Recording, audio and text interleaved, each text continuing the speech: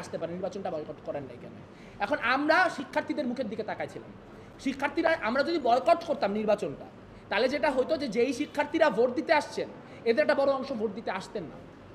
ধরেন কথার কথা, যেই 5,000-এর মতো মানুষ আমাকে ভোট দিচ্ছেন, আসছেন, আমি যদি নির্বাচনটা না করি, নির্বাচনে অংশগ্রহণটা না করি, মানুষটা তো আসতে পারে না নির্বাচনে ইয়ে করতে।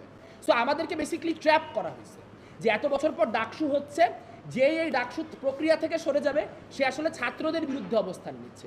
এই যে ছাত্রদের বিরুদ্ধে প্যানেলগুলোকে দাঁড় করানোর একটা নোংরা রাজনীতি প্রশাসন এবং শিবিরের তরফ থেকে করা হয়েছে, আমরা মূলত সেটার ভিকটিম হয়েছি। এখন আমাদেরকে এই জন্য এই জায়গা থেকে এই কথাগুলি বলে যাইতে হচ্ছে, নির্বাচন বয়কট করার পলিটিক্যাল অপশন আমাদের হাতে ছিল না।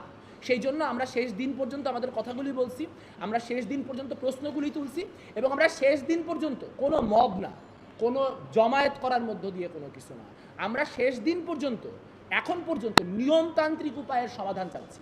কিন্তু আমাদের নিয়মতান্ত্রিক উপায়ের সমাধান চাওয়ার যে চেষ্টা, এটাকে বিশ্ববিদ্যালয় প্রশাসন ইউজ করতেছে এবং তারা নানান ভুগিযুগি ব্যাখ্যার মধ্য দিয়ে জনগণকে বিভ্রান্ত করার চেষ্টা করতেছে।